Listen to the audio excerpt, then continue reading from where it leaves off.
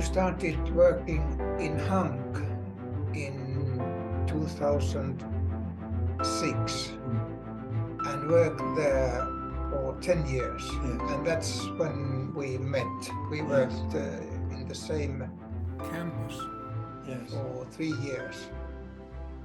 And finally your work was quite international. Yes.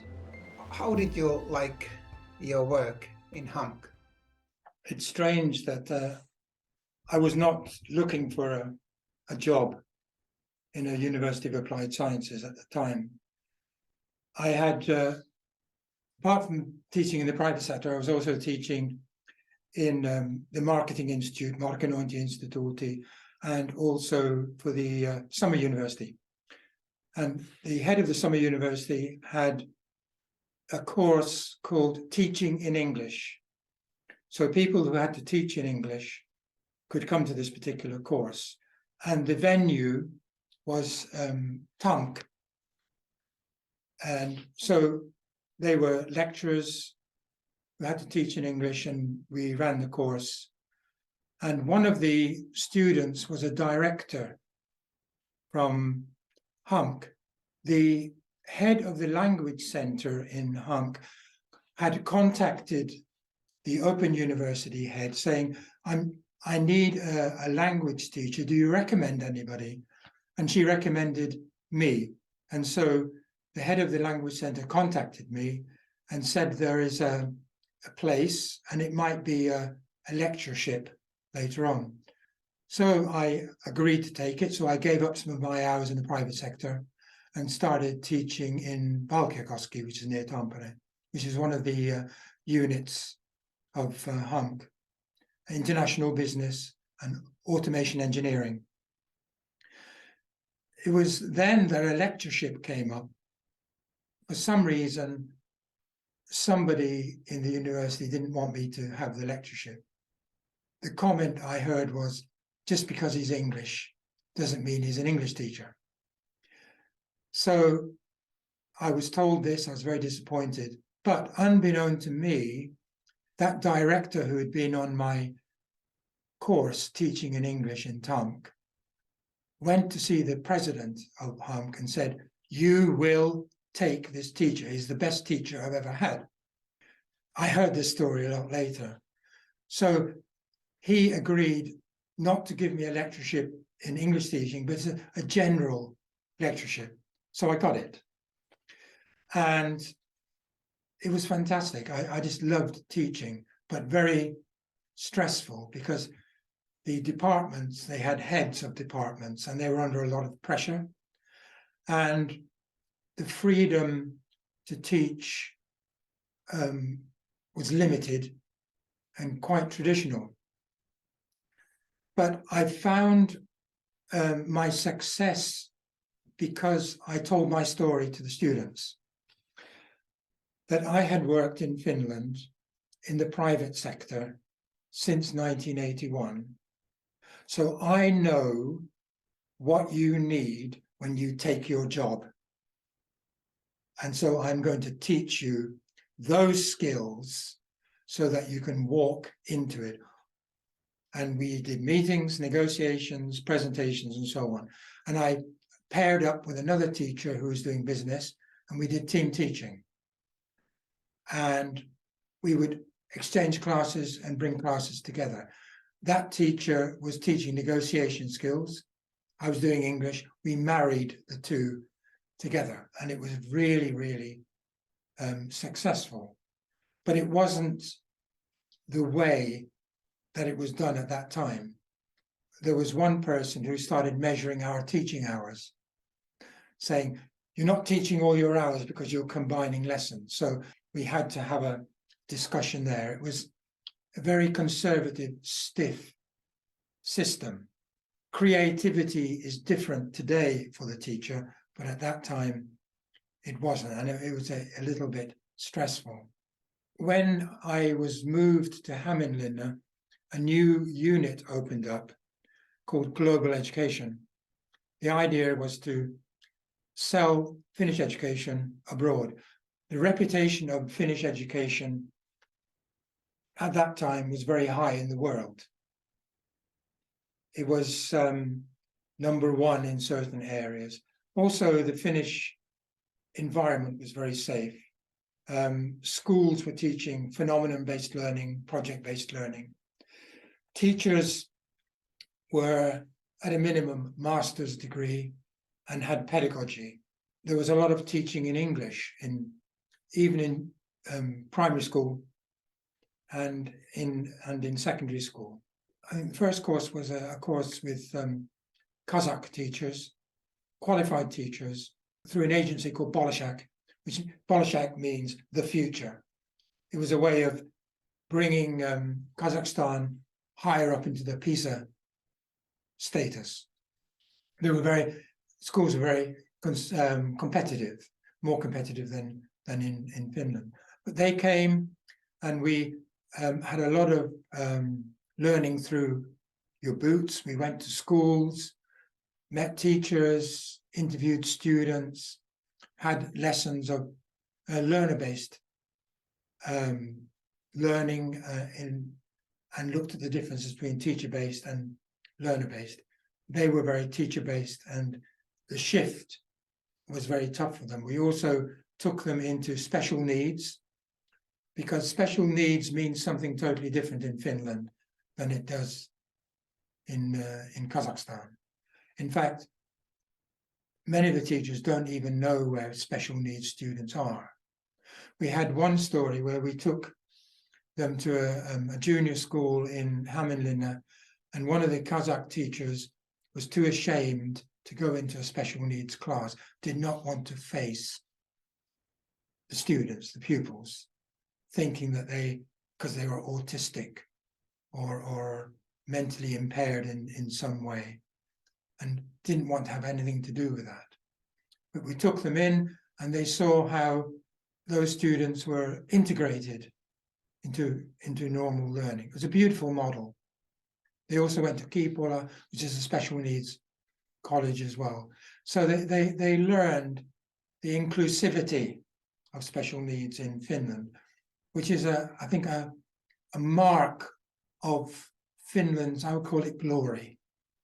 These things were difficult for them, but I think the experience they took back was quite remarkable. I asked one teacher who was going back and getting promoted, because he'd come to Finland, he was getting promoted to headmaster of a new school. And I said, what's the one thing you've learned? And it was, after 9 months, he said, trust. And I thought, what do you mean? He said, I have learned that in the classroom, there is trust between the teacher, the learner, and the headmaster. There is an autonomy. And he said to me, this Kazakh to be headmaster, do you remember I asked a Finnish headmaster this question, what happens to the teacher if the students fail? I said, I remember that question. Because when this Kazakh teacher had asked the Finnish headmaster that question, the headmaster didn't understand. And I said to the headmaster, ask him why he asks. And the Kazakh teacher said, because if, as a teacher, we fail, it's our fault and we get punished. And I said to this Kazakh teacher, we're visiting many schools, keep that as your theme and ask questions based on that and your feelings, and only that. And then we can reflect on that at the end of the course to see what you come up with. And it was trust was his overriding. And when he went back, he tried to implement trust within the schools. Because in some Kazakh schools, they do a little bit of cheating, or they mark up results, exam results, sometimes, not always, so that I, the teacher, look good. High results with the pupils, the glory is mine. So far away from the Finnish classroom, its ethics and principles. And it made me think that we can't really change teachers when they go back home to implement something where that school has not moved on like the teacher has. You give them the ability to sow seeds, make small changes, create evidence-based results in order to demonstrate to other teachers in their schools that this works also. And so that was very challenging. But the change of those teachers was remarkable. And we told them, when you go back, you were here, you are now here. When you go back to here, because they haven't moved on. So you have to work out a system of compromise. So what they did was, especially the Brazilian group that came, they started conferencing their teachers during the courses that they were having. They were sharing the curriculum and what lessons they had learned. During Yeah, in the evenings, yeah. They created WhatsApp platforms with their students to say, okay, I went here, here, and here. And I said, I noticed that you haven't got photos of your social life. They said, no. We can't put photos of us going for a drink, or otherwise they'll think we're on holiday. We only put the serious stuff in WhatsApp and in conferencing. And so when they went back, they created internal training conferences to make changes. And one of the things was they continued to create their own course in Brazil and bring in other teachers who had not been to Finland, creating a mirror course for them. So again, sustainability. You sow the seeds and they grow. But it's like the Bible. The farmer throws seeds out. Some goes on good soil, some goes on stone. So some grow, some don't. And you have to expect that with learners. It doesn't always work. But you have to make sure that the soil, the space that you have, is as fertile as possible when they actually come to learn. So they have preconceptions, they're fixed in certain ways, and to try and gently change them cannot be done in the classroom. It has to be done by taking them into the Finnish learning environment. So we took them into one where the students, it was in a high school, Lukio, gave presentations of their learning to the Brazilian teachers. And when they came back, we had a feedback session always on a Friday about the week. And one of the teachers, English teachers, said, are you sure that those students were only students? They were like English teachers. I said, what do you mean? Their English was so good. How did they learn? I said, it starts back in primary school. It doesn't just happen. Finland has prioritized education, and that quality of outcome is the same wherever you go. And one teacher, who was a doctor, said, Brian, you always say the best for Finland. I don't believe you. It's not the same everywhere. You've been taking us to the best schools. I said, okay, you've made that. You pick the school next time. I said that. And they took a group up to Lapland, to Rovaniemi, in their own time. They made contact. They went up there. It was winter. They went to Father Christmas land and they went to the school. The story was big and it went in the local newspaper. Brazilian teachers visiting this high school. He came back Brian, I'm sorry, you were right. How is this possible? I said, it's the quality of education in Finland. Equality, equal society, no corruption, no public, private. Money does not mean anything at all in the school selection and the quality of the teacher. He learned a lesson there, and he couldn't copy that in Brazil, but it was a vision for him, and it drove him. I went to see him. I went to Brazil to see him afterwards. I went to Brazil twice. I went to Kenya twice. I went to Kazakh to meet them, to see how it was there.